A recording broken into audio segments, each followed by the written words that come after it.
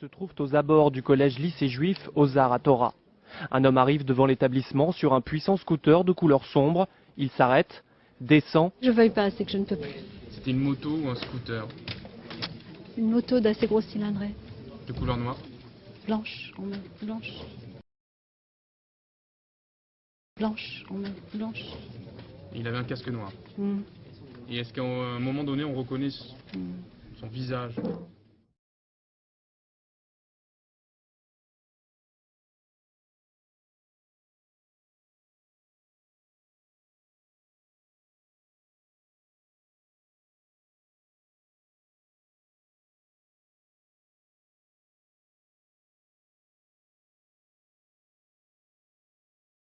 Voici les premières images du meurtrier filmées par les caméras de surveillance de la ville de Toulouse hier matin.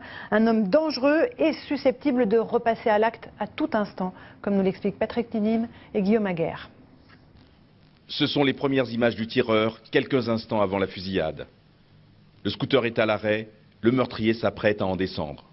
Il avait un casque noir. Mm.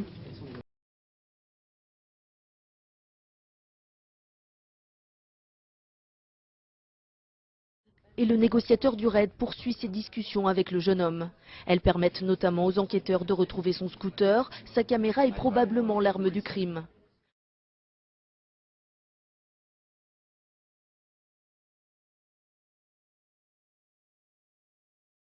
Le scooter a été volé mardi. Il fait l'objet d'une fiche de recherche diffusée dans tous les commissariats de France. Sur ce document figurent le modèle, le numéro d'immatriculation et la date exacte du vol.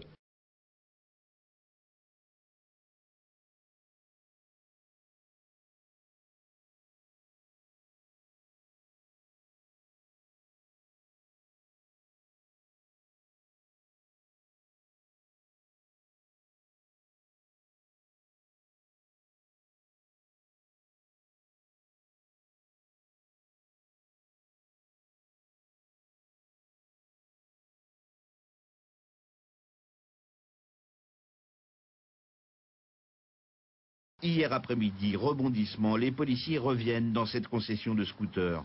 Le patron tique sur cette image, captée lundi devant l'école juive. Il en est sûr, le scooter a été repeint, maquillé. Un employé se rappelle soudain du passage quelques jours plus tôt de Mohamed Merah. Il s'est adressé à un de mes mécaniciens pour lui poser des questions, on va dire anormales, qui nous a semblé anormales, du fait que sur le positionnement du tracker qui équipe nos véhicules, sur sa désactivation. Le tracker, c'est la balise GPS anti-vol. Vouloir le désactiver est effectivement suspect. Au même moment, les policiers trouvent les adresses des deux frères Merah.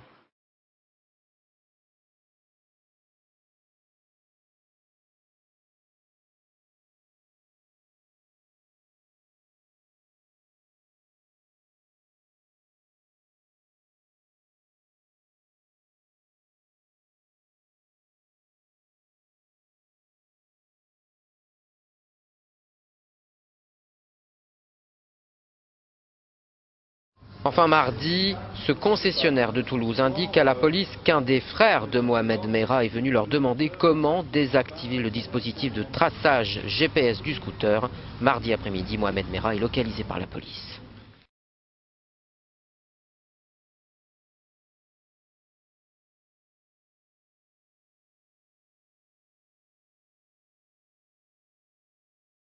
Lors de cet entretien avec le mécanicien, il a parlé de repeindre le scooter. Donc on a pu communiquer le nom, le prénom à la police judiciaire.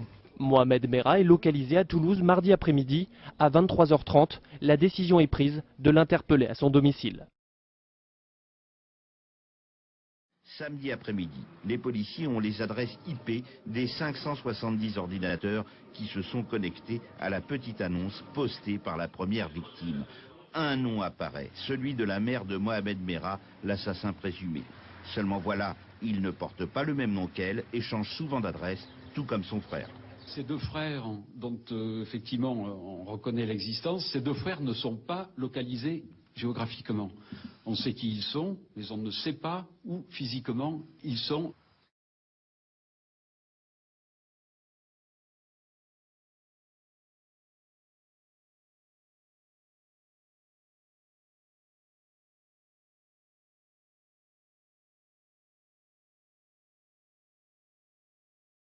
Il s'agit d'Abdelkader et de Mohamed Merah. Tous deux ont été surveillés par les services de renseignement intérieur. Figure dans ces 570 noms, non pas celui de M. Merah, ce n'est pas vrai, il n'y figure pas, mais celui de sa mère, Madame Aziri. Madame Aziri dont on connaît les deux fils. On ne sait en plus pas où sont logés les frères Merah, donc on sait qu'ils existent, mais ils ne sont pas localisés.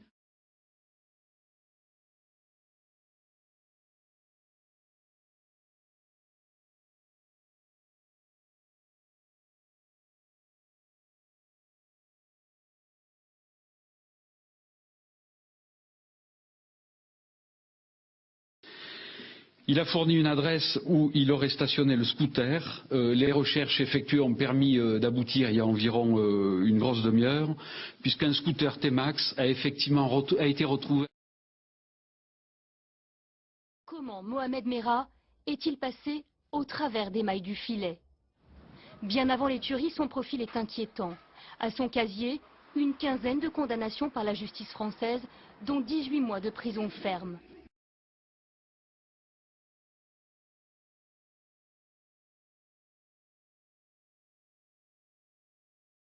Dans un film amateur, regardez cette une du Parisien, itinéraire d'un tueur. Sud-Ouest reprend également une autre capture de cette vidéo avec ce titre neutralisé. C'est la première fois que l'on voit le visage de Mohamed Merah.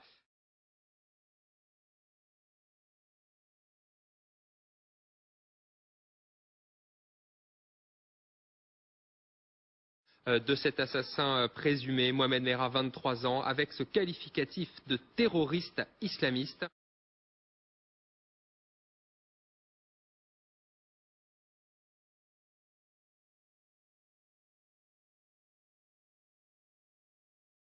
En 2010 et 2011, le jeune homme part pour l'Afghanistan et le Pakistan.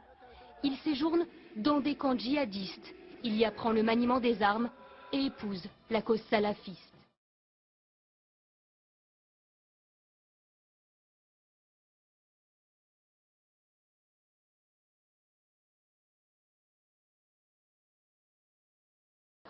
Martine a été entendue par la police. Elle a décrit le tueur, un homme de taille moyenne assez corpulent. Selon elle, il portait une marque, un tatouage sous un œil. Il l'avait sur cette joue. Il était comme ça face à moi. La visière, donc, il a eu un geste, quoi. L'enquête, Julien, a désormais des bases solides pour avancer, d'autant que d'après vos informations, le portrait du tueur se précise. J'ai pu discuter avec un des enfants qui avait croisé le tueur. Il a croisé le regard du tueur, des yeux bleus semble-t-il sur un visage blanc. C'est en tout cas ce qu'il a confié aux enquêteurs. Des enquêteurs qui dans les prochains jours vont analyser tous ces témoins directs, ainsi qu'ils vont analyser les 5 caméras de vidéosurveillance qui n'ont rien raté de cette scène barbare.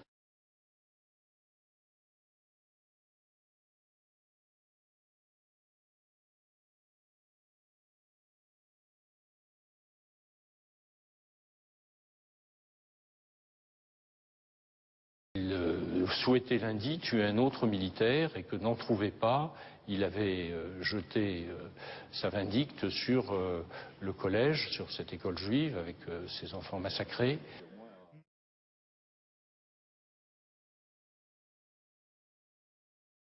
Voilà, en plus c'est là où il s'est tenu. Donc à aucun moment il n'est rentré dans le bâtiment? Dans le bâtiment, non. Mais les bâtiments étaient fermés. À part l'endroit où il y a la prière, le bâtiment était fermé encore.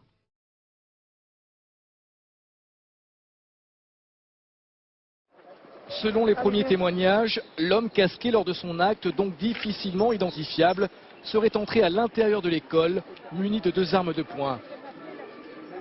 Cet homme est descendu de son scooter et alors qu'il se trouvait à l'extérieur de l'établissement, il a tiré sur tout ce qu'il avait en face de lui, enfants ou adultes. Des enfants ont été poursuivis jusqu'à l'intérieur de l'école.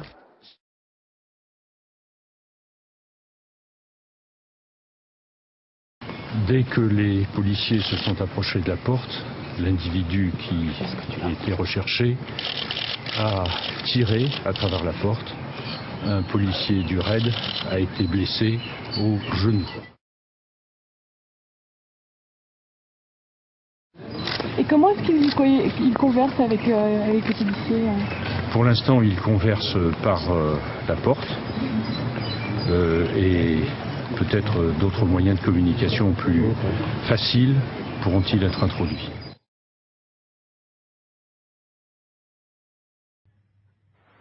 Retour hier, quelques secondes à peine avant l'assaut. Un homme du raid réajuste son viseur et contrôle une dernière fois son fusil mitrailleur. Derrière lui, l'équipe d'intervention est prête. Les échelles ont été préparées pour pénétrer dans l'appartement par les fenêtres et le balcon. Chez les policiers, pas de nervosité apparente.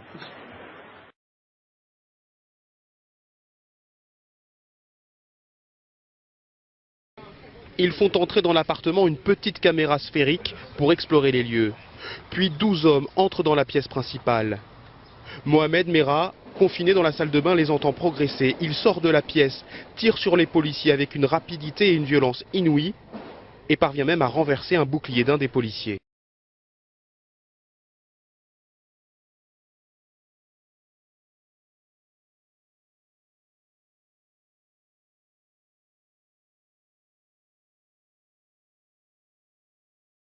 Les échelles ont été préparées pour pénétrer dans l'appartement par les fenêtres et le balcon.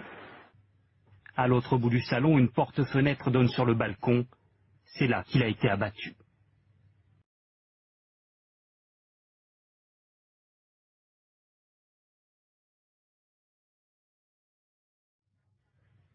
Au milieu de la pièce, on aperçoit une machine à laver dont Mohamed Merah s'est servi pour tenter de ralentir le raid.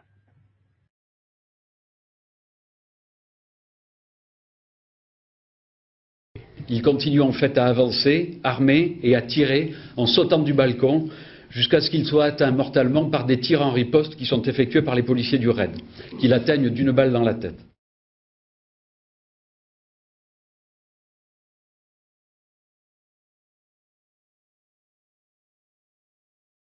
En 7 minutes, 300 coups de feu sont tirés.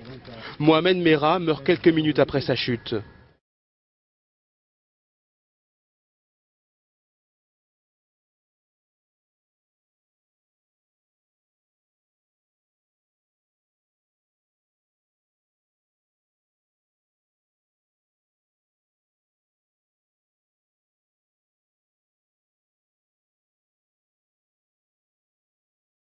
En tout cas, le portrait qui a été fait de lui comme étant celui qui aurait tiré sur un militaire à Montauban ne correspond pas, absolument pas. Hein, ça, je peux vous le dire. Je ne le vois pas avec un tatouage sous les yeux et en tout cas, il n'a pas les traits de quelqu'un qui laisserait supposer qu'il y a une certaine violence qui couve en lui. Le ministre des Affaires étrangères de la Chine populaire a mis le doigt sur quelque chose d'important. D'abord, il n'y est pas allé par 4 chemins. Il a dit cette affaire est une affaire manipulée. La réconciliation nationale, plus personne en veut. Enfin, je veux dire, malheureusement, c'est comme ça qu'on fait. Hein, faut pas oublier. Hein. On tue 3 gosses, on fait un truc où les gens d'un seul coup, voilà, les explosions émotionnelles de haine. Et là, il n'y a plus de réflexion, de raison, etc. Et malheureusement, la France est un pays très très fragile à ce niveau-là. Il faut bien le savoir. Pareil, un pays qui a des très grosses contradictions sociales liées à une trahison de nos élites pour des raisons de soumission à la logique bancaire et qui a intérêt à dévier un conflit social légitime en conflit ethnico-religieux. C'est leur intérêt. Et ils y travaillent. Et on sait que la droite sarkozyste y travaille. La campagne reprend dès aujourd'hui et le drame de Toulouse devient un argument. Ce n'est pas la première fois qu'une campagne est marquée par la violence. 3 octobre 1980, 4 morts dans l'explosion d'une bombe devant une synagogue rue Copernic à Paris. Valéry Giscard d'Estaing ne se rend pas sur place. François Mitterrand multiplie les déclarations de soutien auprès de la communauté juive. L'attentat a lieu 6 mois avant la présidentielle. 4 mai 1988, à 2 jours du second tour de la présidentielle, la prise d'otage de la grotte d'Ouvéa en Nouvelle-Calédonie. En pleine cohabitation, Jacques Chirac et François Mitterrand s'affrontent sur la gestion de la crise. L'assaut est donné, 19 indépendantistes et 2 gendarmes sont tués. Le 6 mai, François Mitterrand est réélu. En 2002, 2 événements tragiques vont marquer l'élection. Le 27 mars, au conseil municipal de Nanterre, un homme tue 8 élus, en blesse 19 autres. On avait vu des attentats, on se souvient de la campagne de 2012, Mohamed Merah, c'était juste avant l'élection présidentielle, c'était pareil. Affaire très trouble aussi, Mohamed Merah.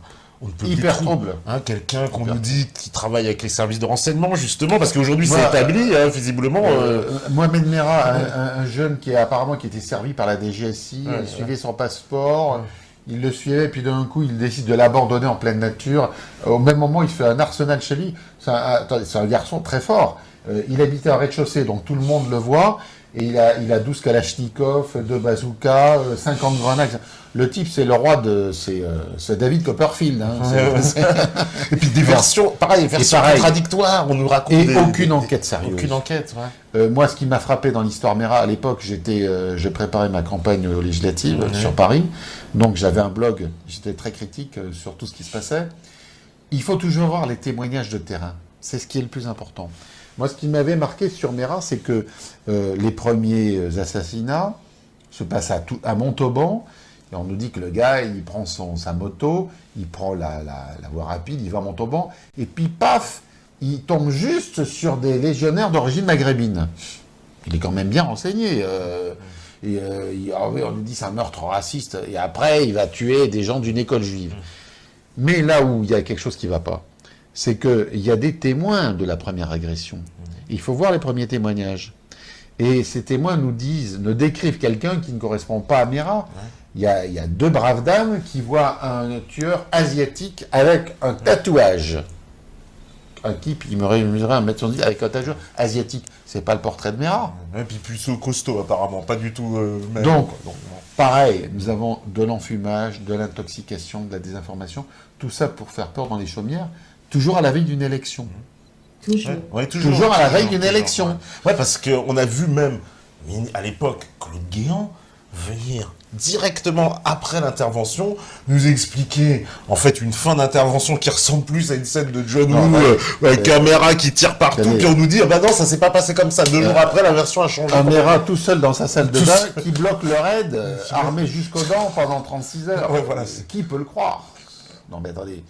Et quand est-ce qu'on arrêtera de nous raconter des conneries dans les médias et qu'on prendra un peu les Français pour des gens adultes?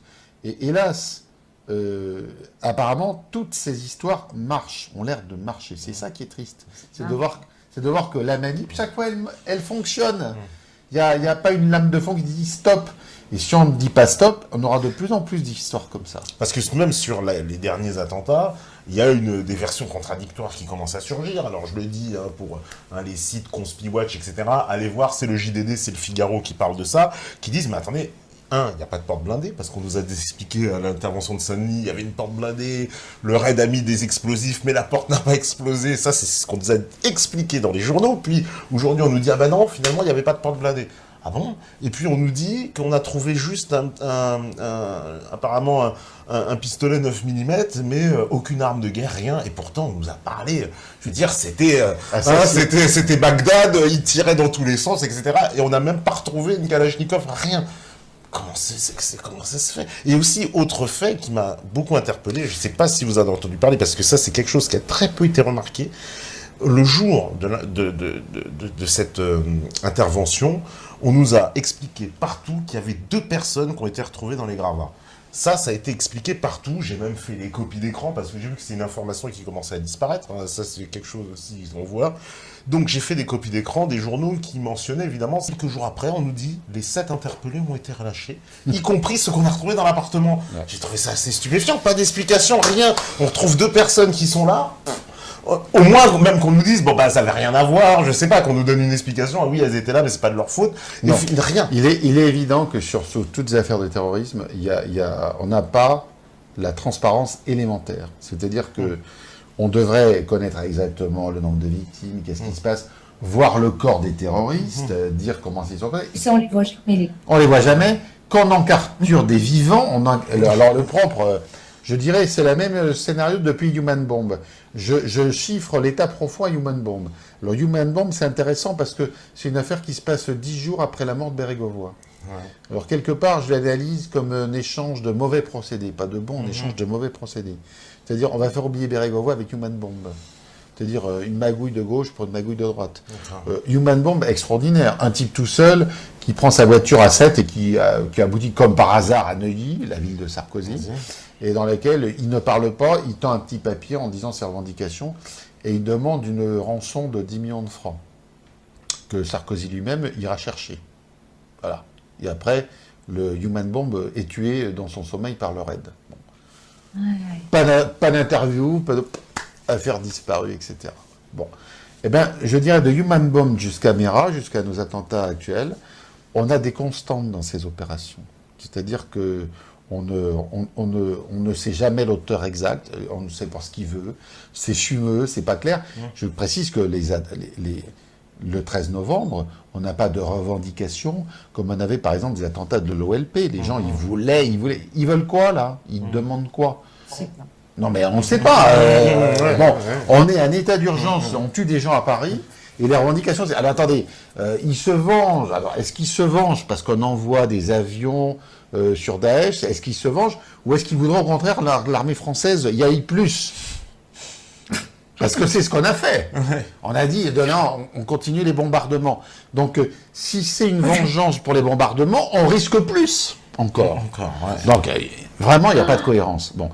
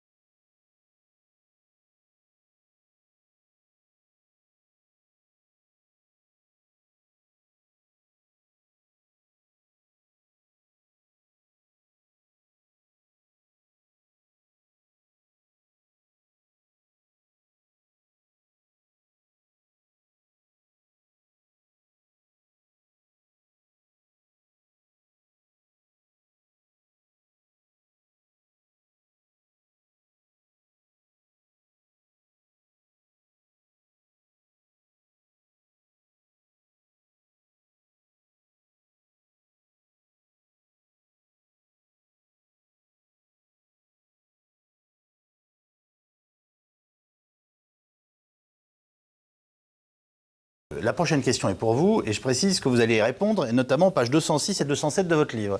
A-t-on vraiment trouvé la carte de visite d'un garde du corps de Nicolas Sarkozy chez Mera? C'est incroyable. Ça, c'est une histoire assez incroyable, mais qui est absolument vraie, parce qu'elle est en procédure. Si et vous la décrivez. Oui, mais moi, plus que là, parce que j'ai eu au téléphone la personne en question. Oui. Si vous voulez, quand les policiers perquisitionnent dans le box de parking où Mera planquait son scooter, qui est un endroit un peu sensible pour lui, il découvre plié par terre, plié au sol en deux, une carte de visite d'un membre du GSPR, qui est le membre de protection du président de la République, avec sa ligne directe à l'Élysée. Donc, moi, j'ai appelé cet homme, qui est, alors, je dois dire, tombé des nues, parce que le GSPR, en général, il ne s'occupe absolument pas de terroristes, ils ne sont pas opérationnels.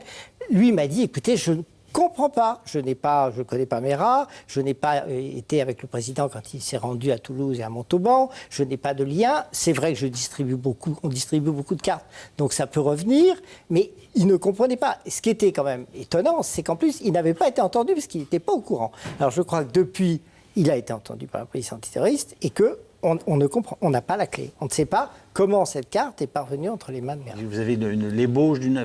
Vous êtes au moins posé la question, bien je sûr, vous connais. Tout est possible. Il est possible qu'effectivement, il ait récupéré cette carte quelque part, se soit dit ça peut être une cible possible. Ça peut être possible. Oui. Il est possible que quelqu'un lui ait donné ça. Il est possible aussi, au pire, que ça soit tombé de la poche d'un policier qui faisait la perquisition, parce que c'est des choses qui peuvent arriver, mais c'est un peu étrange qu'elle soit dans la procédure quand même à ce moment-là. Il n'y a pas d'explication au jour d'aujourd'hui. Et donc, la personne dont la carte a été retrouvée et que vous avez interrogée, et si je comprends bien, à qui vous avez appris que sa carte existait dans pareilles circonstances, vous dit « je ne comprends rien ». Il était vraiment... Il tombe de l'armoire. Il tombait, absolument. Ça prouve qu'il ne faut pas distribuer sa carte de visite. Il faut faire attention. Oui.